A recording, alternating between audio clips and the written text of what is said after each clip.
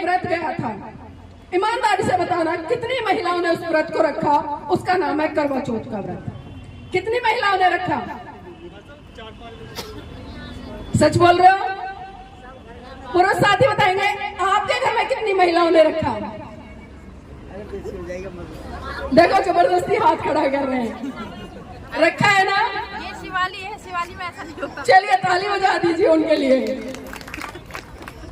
अच्छा ये भी जानना चाहूंगी कि जो करवा चौथ का व्रत है किस लिए रखा भाई साहब आपकी पत्नी ने? किस लिए रखा? लंबी उम्र के लिए। वो कह रहे हैं कि लंबी उम्र के लिए। अब एक बात बताइए कि चलिए महिला तो अपने पति की लंबी उम्र के लिए करवा चौथ का व्रत रख लेती हैं, लेकिन क्या आपके पति आपके लिए कोई ऐसा व्रत रखते हैं जिससे आपकी लंबी उम्र हो? रखते हैं कभी? तो इसका मतलब क्या समझे कि आप जल्दी से निकलो और ये दूसरी ले आए? भाई इसका तो मतलब यही हुआ ना, समानता नहीं है। समानता नहीं है। आपको आपके पतियों की लंबी उम्र चाहिए, लेकिन आपके पतियों को आपकी लंबी उम्र नहीं चाहिए। और एक चीज और देखिए, सुबह से लेकर शाम तक आप पूरा दिन भूखा रहती हैं। और बहुत सारे पुरुष साथी तो ऐसे होते हैं, अभी भंते जी कह रहे थे कि दारू पीते हैं, गाली गलौज करते हैं, मारते पीटते हैं, लेकिन फिर भी पीट छितने के बावजूद भी वो महिला उसकी लंबी उम्र के लिए सुबह से लेकर शाम तक भूखा रहती है और मन्नत करती है कि मेरे पति की लंबी उम्र हो जाए। और जब शाम होती है तो करवा चौथ का व्रत खोलने के लिए क्या करती है महिला? पूरा सज धज कर नए कपड़े पहनती है, नई चीजें लेकर आती है। और इसी तरह से हमारे पुरुष साथी भी पूरा सज धज कर खड़े हो जाते हैं। और महिला छन्नी में से किसको देखती है? फिर किसको देखती है? चांद को। अब एक बात और बताइए मुझे कि जब कभी आपका बच्चा रोता है, आपने भी सुना होगा और कहते भी हैं बड़े गर्व से कि बेटा देख चंदा मामा निकल गया। क्या बोलते हैं कि बेटा देख चंदा मामा निकल गया।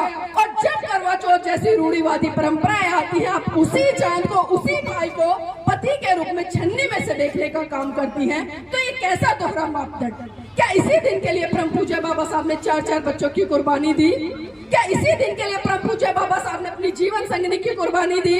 क्या इसी दिन के लिए परम पूज्य बाबा साहब ने तमाम अपने संसाधनों की जो भी सुख सुविधाएं थी उनकी कुर्बानी दी?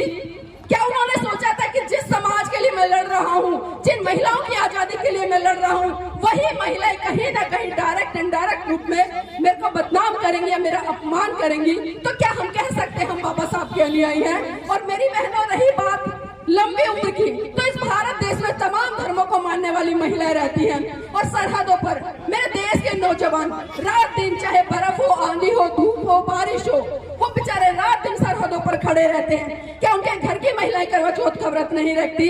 अगर आपके करवा चौथ से किसी की लंबी उम्र हो जाती ना, तो बॉर्डर पर कोई भी मेरा भाई गोली से नहीं मरता।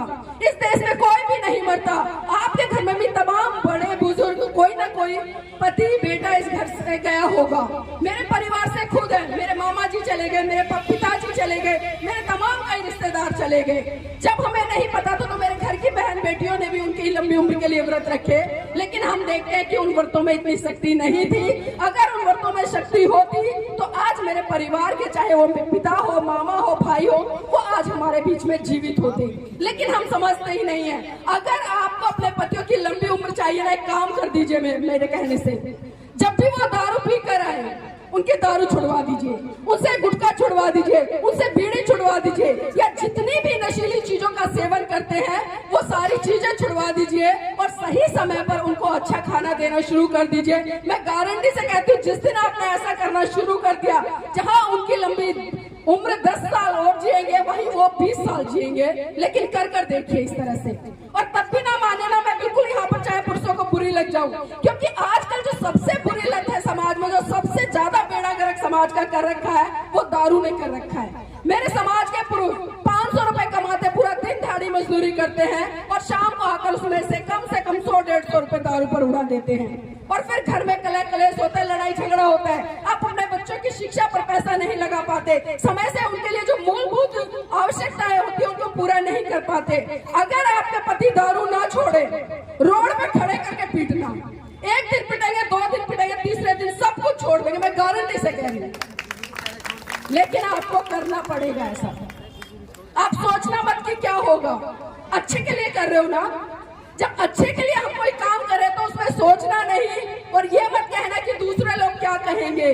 सिर्फ आपको एक दिन बुराई मिलेगी, लेकिन अगर आपके परिवार के जो पुरुष है उन्होंने दारू बीड़ी सिगरेट छोड़ दी ना, तो आपके घर का बहुत अच्छे स्तर पर भला हो जाएगा।